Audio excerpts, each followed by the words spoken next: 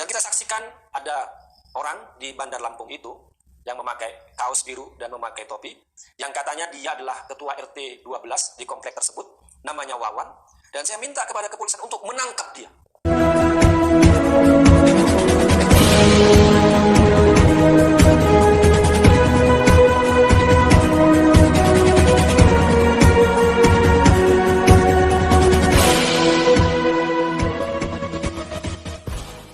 Ya, shalom teman-teman semua dimanapun kita berada pada saat ini, kiranya kita semua tetap berada dalam keadaan sehat dan apapun yang merupakan aktivitas kita sepanjang hari ini, kiranya Tuhan Yesus memberkati.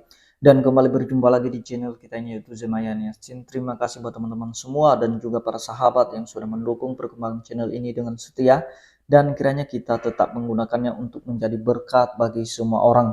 Nah teman-teman, pada video kali ini saya akan membagikan kepada kita semua bagaimana tanggapan seorang pria muslim, di mana dia melihat peristiwa di beberapa hari yang lalu ada pembubaran ibadah atau ada oknum atau sekelompok oknum mereka mendatangi gereja dan mereka menerobos ibadah, dan kemudian dengan beraninya mereka menghentikan ibadah yang sedang berlangsung.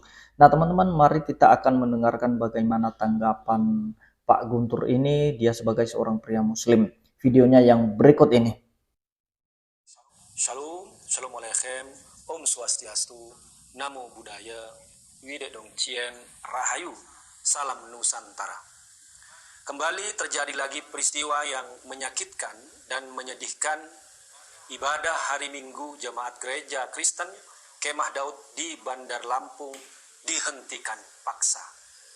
Ini merupakan peristiwa yang menyedihkan dan menyakitkan. Ibadah pemujaan kepada Tuhan dihentikan secara paksa.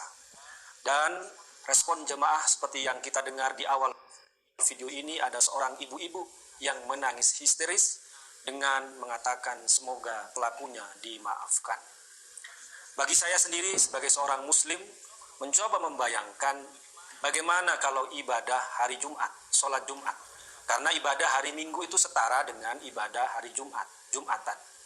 Bagaimana kalau waktu khutbah khotibnya tiba-tiba dihentikan, atau waktu sholat Jumat sedang ruku atau sujud tiba-tiba sholat dihentikan secara paksa.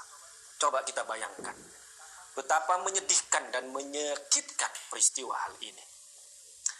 Dan ini terjadi lagi setelah Pak Jokowi sudah menegaskan bahwa konstitusi kita tidak boleh kalah dengan kesepakatan, bahwa konstitusi kita Pasal 29 ayat 2 sudah menegaskan kemerdekaan beribadah, memeluk agama dan menjalankan ibadah. Itu sudah jelas dalam konstitusi kita. Kita juga harus membedakan antara hak beribadah dengan aturan pendirian rumah ibadah. Bisa jadi dalam masyarakat ada masalah, ada konflik, belum adanya titik temu soal pendirian rumah ibadah. Tapi itu tidak menjadikan hak beribadah bisa dihilangkan dan dinafikan. Karena hak ibadah merupakan hak yang mutlak. Hak-hak dasar manusia, hak asasi manusia, HAM. Hak beribadah, memilih agama dan menjalankan ibadah sesuai dengan agamanya. Itu hak mendasar. Tidak boleh direnggut, tidak boleh diambil. Jadi kalaupun ada masalah dengan pendirian rumah ibadah, tapi ibadahnya itu tidak boleh dilarang.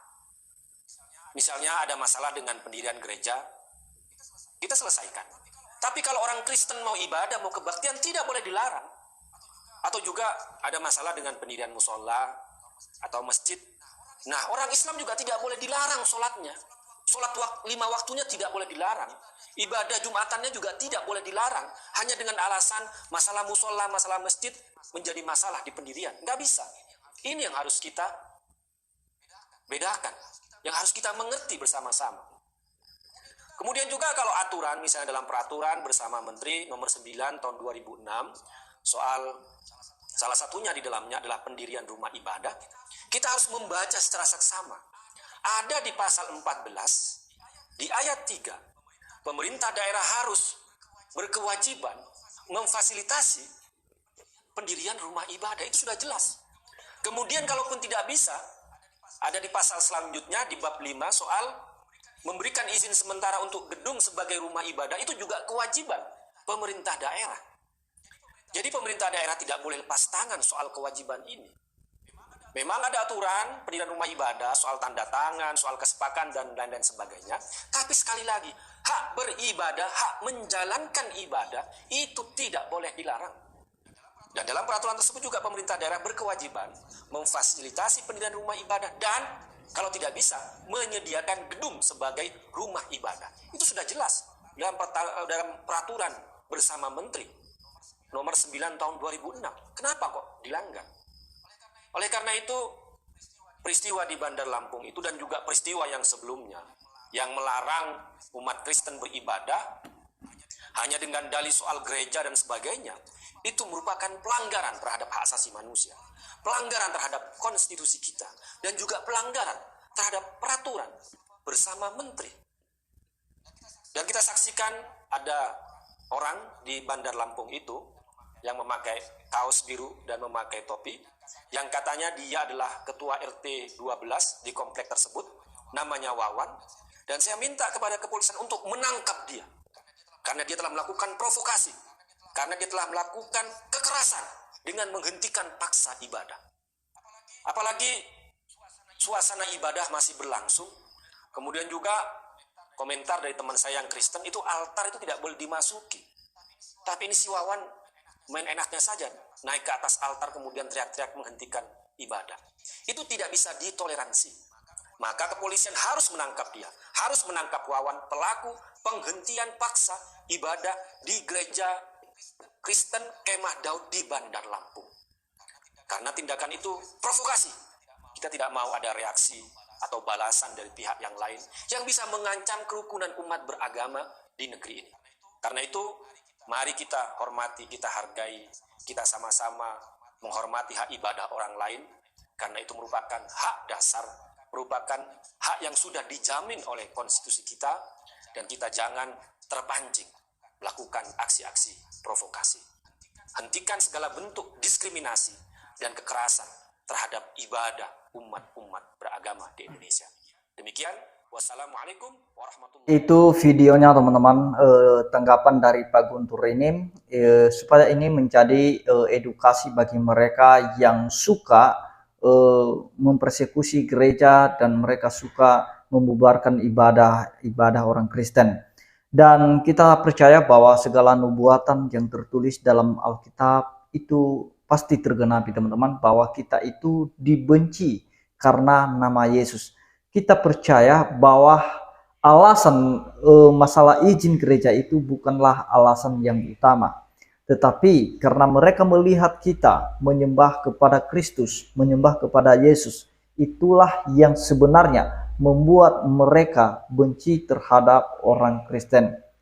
Tapi kita tetap berdoa supaya tetap terjaga toleransi di negeri ini. Kita tetap mendoakan mereka yang melakukan persekusi terhadap agama Kristen atau pada ibadah Kristen. Biarlah kiranya Tuhan menjamah hati mereka dan mereka bisa bertobat dan kembali kepada hal-hal yang baik. Nah, teman-teman, kita tetap mendoakan saudara-saudara kita yang ada di Bandar Lampung, kiranya masalah yang mereka alami saat ini, masalah izin gedung, kiranya itu cepat diberikan izin atau dikeluarkan izinnya oleh pemerintahan setempat, dan kiranya tidak ada masalah lagi atau tidak ada terjadi lagi hal-hal yang semacam itu, supaya kita tetap hidup bisa saling menghormati, saling menghargai. Jadi biarlah kiranya mereka bisa menonton apa yang menjadi edukasi dari Pak Guntur ini, dan kiranya ke depan harapan kita tidak terjadi lagi persekusi terhadap gereja-gereja atau ibadah umat Kristen. Nah, demikian yang saya sampaikan teman-teman. Kiranya Tuhan Yesus memberkati kita semua. Shalom.